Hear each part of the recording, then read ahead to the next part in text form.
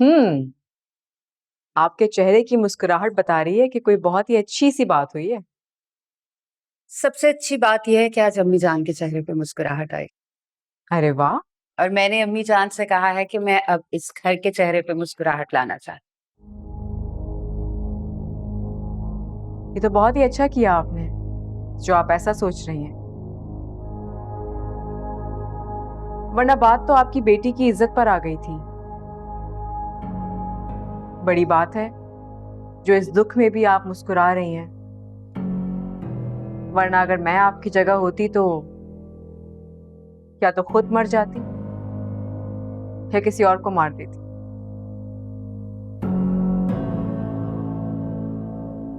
मैं इन बातों को भुलाना चाहती हूँ, इसीलिए मैंने अपनी अम्मी को और साइमा की अम्मी को सालगिरह पे बुलाया।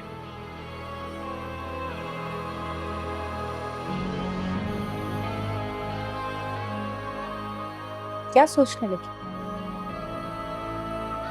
कुछ नहीं, ये तो बहुत ही अच्छा किया आपने।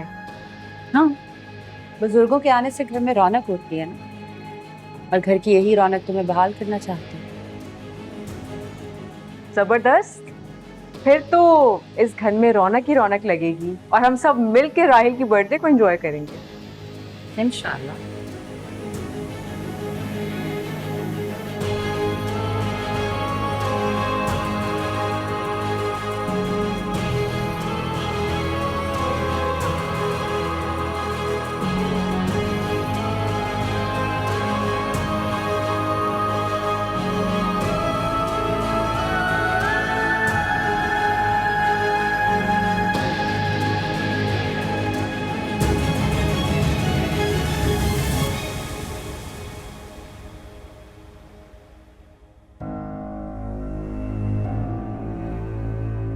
इसीलिए मैंने अपनी अम्मी को और साइमा की अम्मी को सालगिरह पे बुलाया।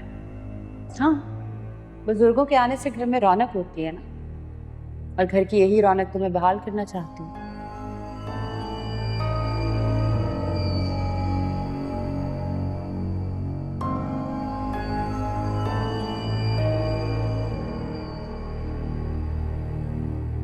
है बीबी, कॉफी ले लें?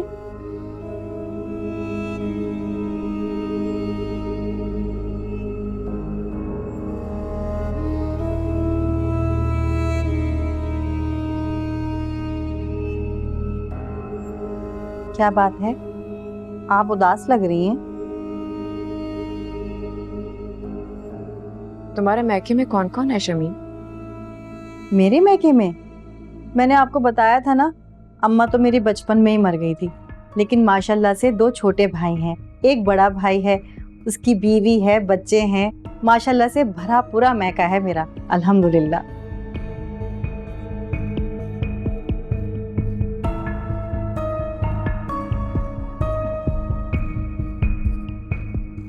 शमीम का भी महका है?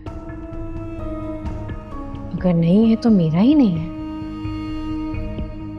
और ये बात ये सब लोग मुझे भूलने नहीं देते।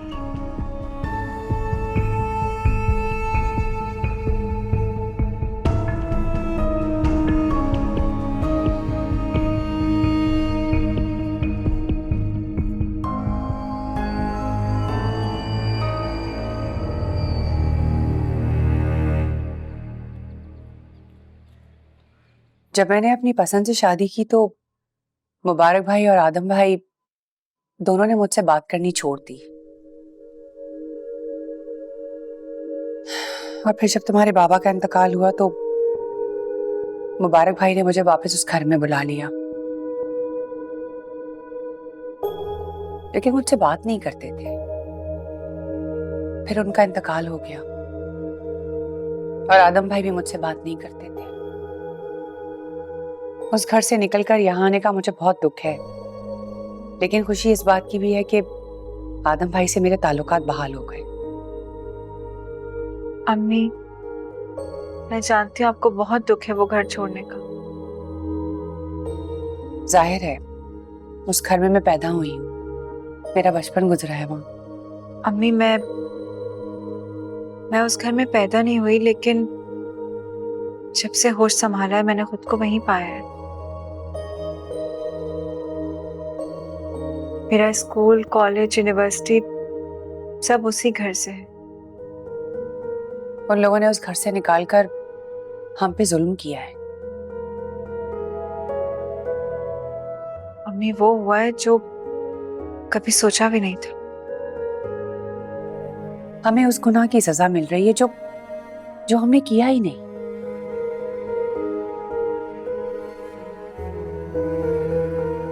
अम्मी, छोड़े ना ये बातें। हमको ये सब भुलाकर आगे बढ़ना होगा, वरना ये बातें हमें इतना दुखी कर देंगी कि हमें जीने भी नहीं देंगी। हम शायद अब कभी दोबारा उस घर में ना जा सके। यही हमारी दुनिया है।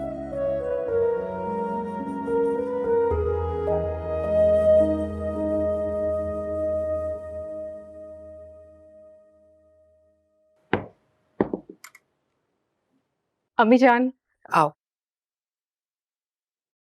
आपको पता है मैं तो एक बार फिर से आपके फैसलों की बहुत बड़ी फैन हो गई हूँ। ऐसा क्या कर दिया मैंने? इस घर के इतने दुख के माहौल में अपनी मुस्कुराहट फैलाकर आप कितनी हिम्मत दे रही हैं हम सबको। आपसे ही तो हमें रोशनी मिलती है। बस बेटा, मेरी जिंदगी का मकसद है इस घर की भलाई और बेहतरी। जी अम्मी जान, इस घर के माहौल को बेहतर बनाने में तो आपने हर मुमकिन कोशिश की है। रिफत भाभी और साइमा भाभी के मैके वाले को बुलाकर तो बहुत ही जबरदस्त काम किया है आपने। तुम उनसे मिलोगी तो तुम्हें अच्छा लगेगा। जी जी बिल्कुल, बहुत अच्छा लगेगा मुझे। इस घर में दोबारा से खुशियां आएंगी, सब हंसेंगे, मुस्कुराएंगे, कितना अच्छा माहौल हो जाएगा इस घर का।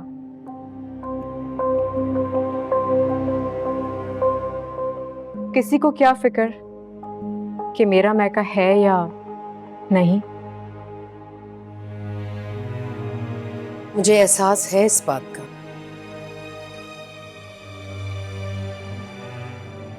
एक बात कहूँ आपसे? हाँ बोलो। क्या ऐसा हो सकता है कि हम इस इवेंट पर आसिया पुप्पो और इरम को भी बुला लें? नहीं, ऐसा बिल्कुल मुनासिब नहीं है। मैं समझ गई। आप इसलिए कह रही हैं ना कि उन दोनों की वजह से इस घर का माहौल ऐसा हुआ है, यही ख्याल है ना आपका? हाँ, ऐसा ही है। लेकिन मुझे ऐसा लगता है अम्मी जान कि हम सबको मिलकर उन्हें इनवाइट करना चाहिए। उन दोनों की तरफ एक अच्छा मैसेज जाएगा हम सब घर वालों की तरफ से। अब मैं तो मशवरा दे रही हूँ सिर्फ आपको, बाकी जैसे आपको मुनासिब लगे। अभी मैं कुछ कह नहीं सकती, सोचकर जवाब दूंगी। अभी तुम जाओ यहाँ से। जी।